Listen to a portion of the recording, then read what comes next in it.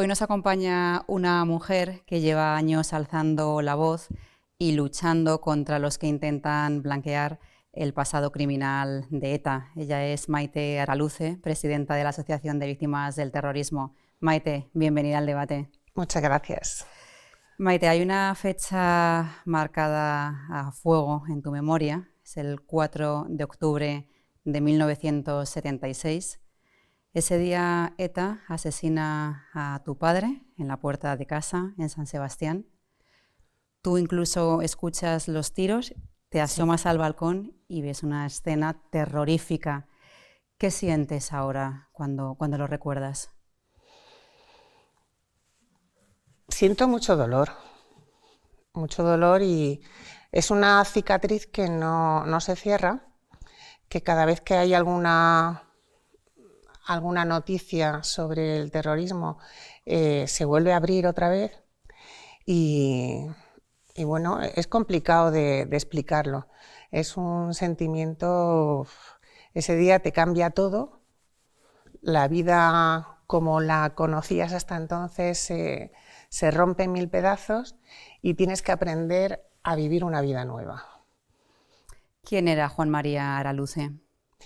Juan María Araluce era presidente de la Diputación de Guipúzcoa, era consejero del Reino, era notario, pero fundamentalmente era un gran padre, un gran marido y bueno, era una persona maravillosa. Era una muy buena persona, muy inteligente y luego con un humor tremendo. Y una persona además o sea, las tertulias en mi casa eran tremendas. Era una persona muy culta que le encantaba pues hablar y que habláramos de todos los temas y yo lo recuerdo pues como un padre maravilloso. Tú tenías solo, además, 15 años. Sí. ¿Eras consciente de que eso pudiera ocurrir? ¿Tú No, lo pensabas? en ningún momento.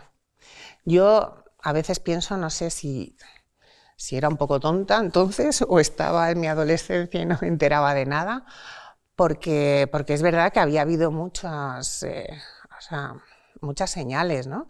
La situación estaba muy mal en esos años en San Sebastián, había manifestaciones diarias, estaba todo muy revuelto y bueno, es verdad que a mí un día intentaron meterme en un coche, a mis hermanos intentaron secuestrarlos y se llevaron a otros 2 niños a la parada del autobús. En casa cambiaron muchas cosas, de pronto ya no podíamos ir en autobús del colegio, teníamos que ir con el conductor de la Diputación que se retiraba y cambiaban muchas cosas, pero no pensaba en ningún momento que podía ser por eso.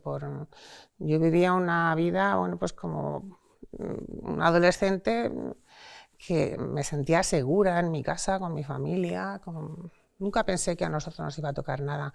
Pero eso es algo muy normal en otras víctimas del terrorismo. Yo en todas las víctimas del terrorismo, incluso guardias civiles que estaban allí en primer esto, todo el mundo piensa que tiene como una coraza, que no le va a pasar a él nada. Yo creo que es una manera de poder afrontar el día a día, porque si piensas que en cualquier momento te matan, sería imposible vivir.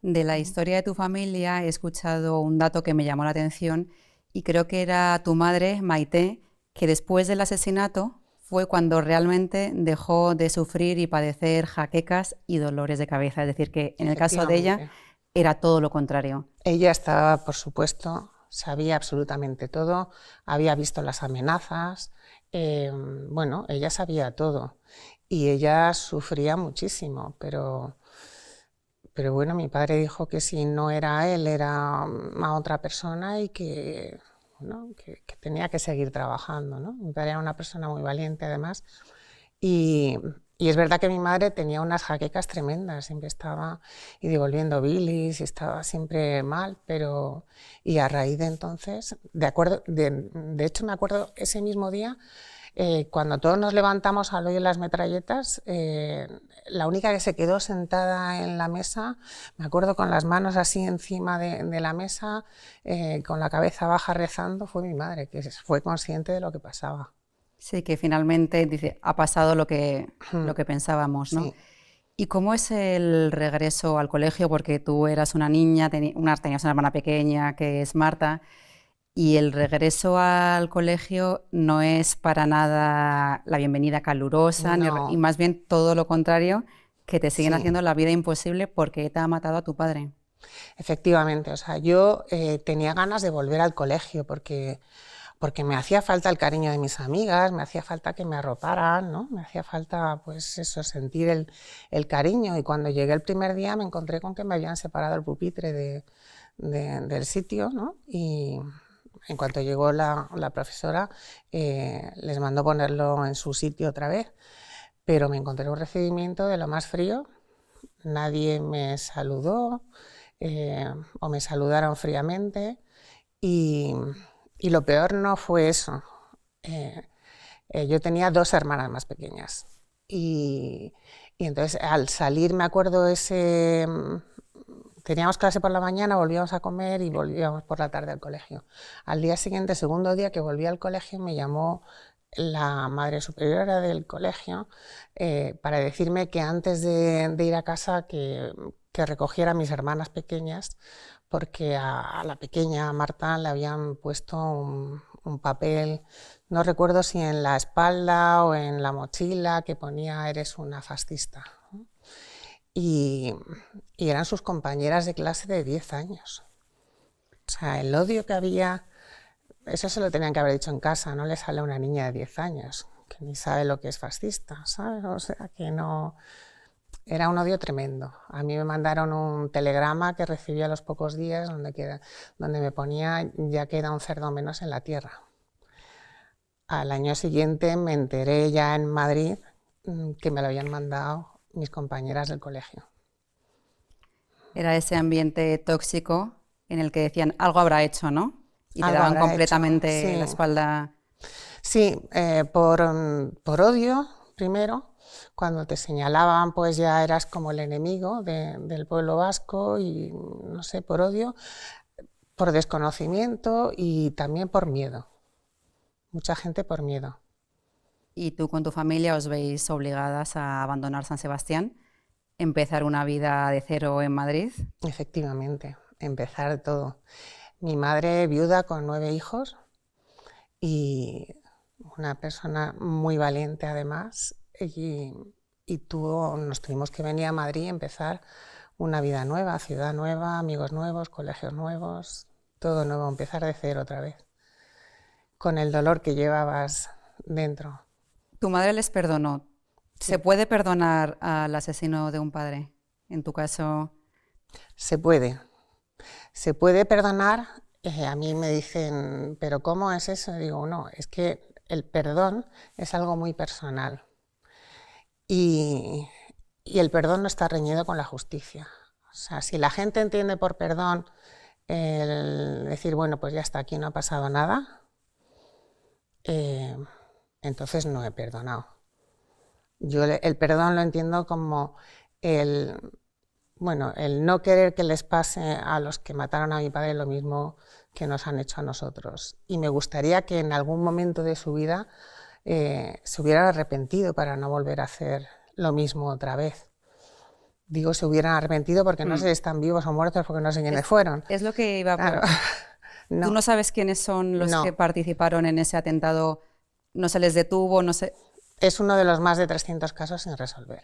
Además, como al año siguiente justo se dio la amnistía, que para quien lo ha sufrido es la cosa más injusta del mundo, pues claro, no se investigó, no se hizo nada, si total no se podía juzgar a nadie ni meter en la cárcel por nadie. Entonces, estas personas que asesinaron a 5 personas, que acabaron con la vida de 5 personas, algunos de ellos muy jóvenes, empezando la vida, no van a cumplir jamás ni un segundo de cárcel. Sí, Entonces yo porque puedo perdonar en el sentido ese, voy a reclamar justicia hasta que muera. Y, y desde luego olvidar no se puede olvidar. Cuando la gente dice ni perdono ni olvido, es que olvidar ese momento no se te olvida. Otra cosa es que les desees, que tengas un odio hacia ellos, que eso no lo sé. pero perdonar hasta el punto de sentarte en una mesa con ellos, No, eso no. No, porque tampoco creo que me hace falta. Primero que no sé quiénes son y luego, aunque esto no me hace falta, o sea, no quiero hablar con ellos para nada. No, ¿para qué? No, me haría daño. Ya bastante daño me han hecho, no.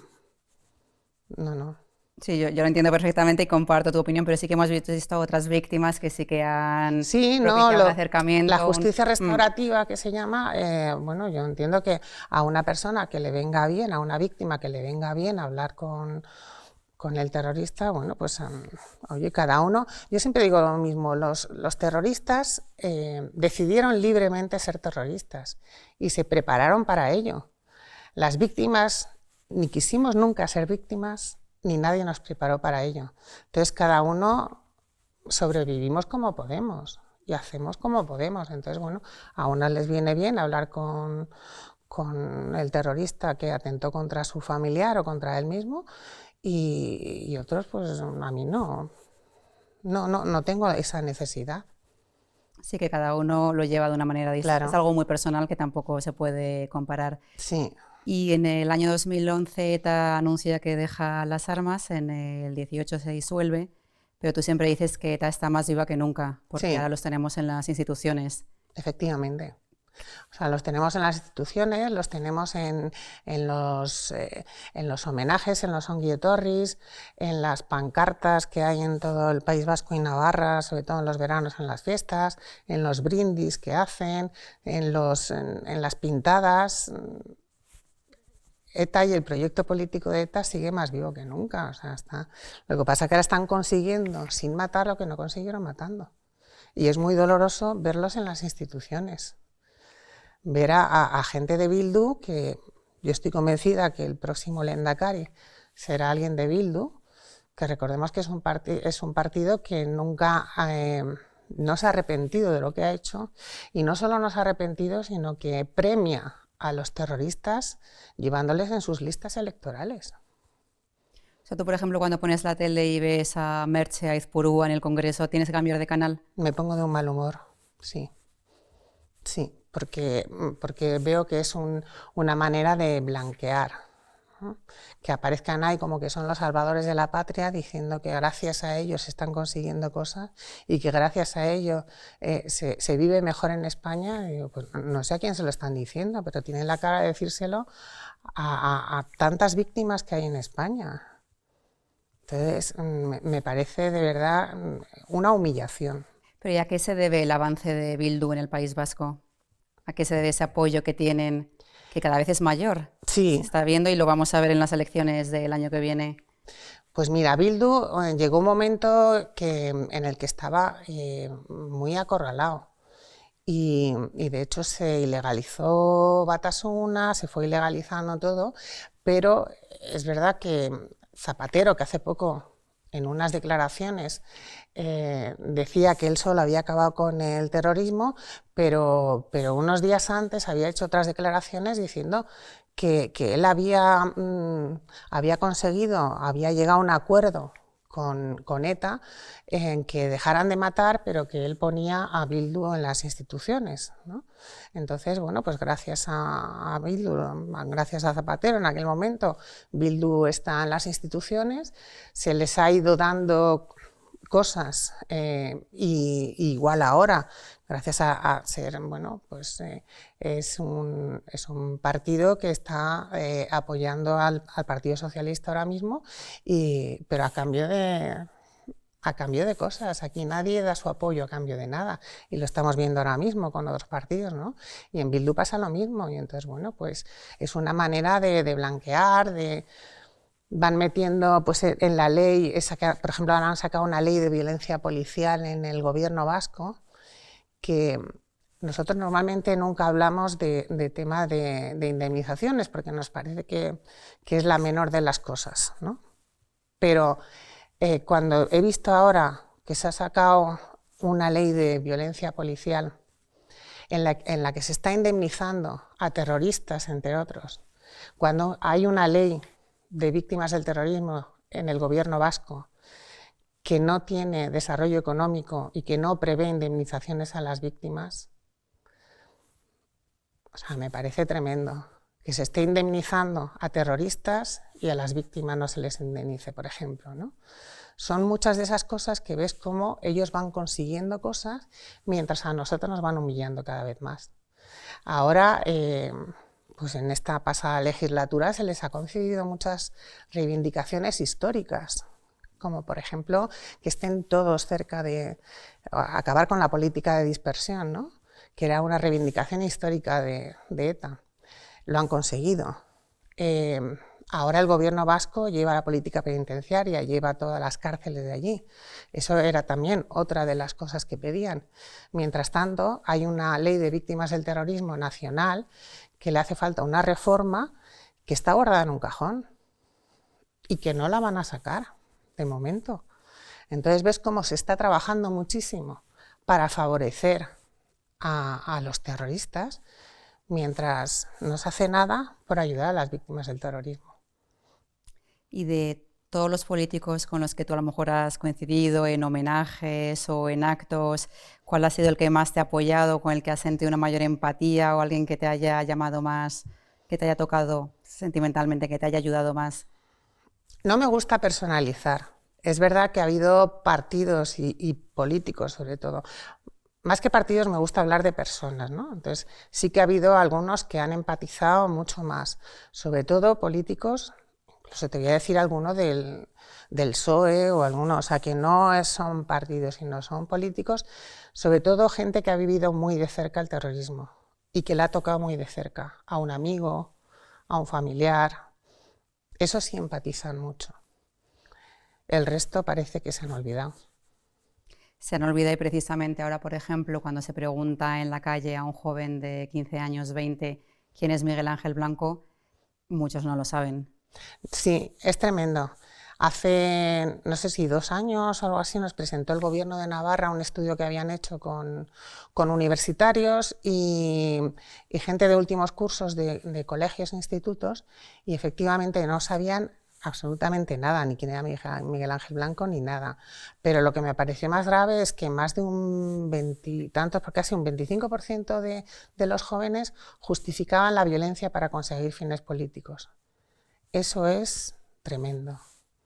Eso es tremendo. O sea, justificar la violencia para conseguir un fin político, me parece que lo hemos hecho muy mal, muy mal. O sea, la sociedad, como sabe que en aquellos años lo hizo mal porque miró para otro lado, no quiere acordarse de esa parte de la historia. Y lo que estamos haciendo es, bueno, pues poniendo las mimbres para que esto se pueda volver a repetir otra vez. Comentabas antes que vienes ahora de San Sebastián, de un acto, vas frecuentemente allí, supongo, creo que incluso te casaste allí por hacerle el homenaje a tu padre, ¿no? Sí, quería que mi ramo de novia fuera al cementerio, a la tumba de mi padre. Entonces, bueno, yo ahora que he ido casando hijos, entiendo la faena que hizo a todo el mundo de volver a San Sebastián, ¿no? Pero sí, quería que fuera allí. Y luego me ha costado mucho siempre volver a San Sebastián. Pero hace 4 años llegamos a un convenio, la OVT hizo un convenio con el Ayuntamiento de San Sebastián, del PNV, con Eneco Oya, que es el alcalde, y se están empezando a poner placas a las víctimas del terrorismo en los sitios donde fue el atentado. Las primeras 5 placas que se pusieron fueron las del atentado de mi padre. Y ahora todos, digo, no solo yo, sino mis hermanos también, cuando vamos a San Sebastián pasamos por las placas, hacemos una fotografía, nos las mandamos, ya parece que cuesta menos, cuando ves que de alguna manera se le ha reconocido. ¿Esas son las primeras que ponen, o ya había otras? Porque no, creo que algunas esas fueron las primeras. ¿Y esas fueron las que fueron vandalizadas? ¿Hubo algunas Sí, que intentaron, claro, las que tiraron pintura e intentaron manchar la memoria? Enseguida las pintaron de negro, pero es verdad que el ayuntamiento no se comprometió a todas las veces que las vandalizaran volver a arreglarlas, y así lo han hecho. O sea, las nuestras, las de mi padre, 2 veces las han estropeado.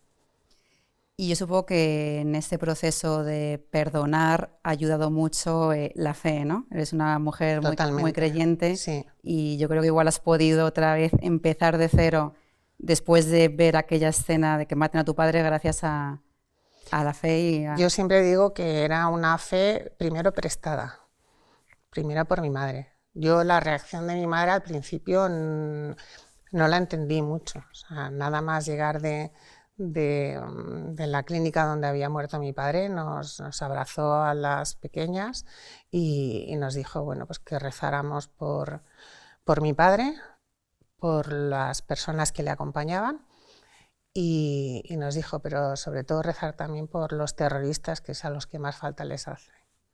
Yo en ese momento no entendí, o sea, me parecía, pero bueno, yo decía, bueno, estamos todos tocados y yo digo, bueno, pues mi madre está tocada ahora mismo también, no sabe lo que dice, ¿no? Pero luego vi la reacción de mis hermanos que la apoyaban, de ella que seguía firme en esto y poco a poco, los primeros días lo pasé muy mal, porque sentía mucho odio y no fui capaz ni de llorar al principio. Y a los pocos días, pues, recapacité y me acuerdo que recé un Ave María por ellos, empecé a llorar y a raíz de entonces empecé a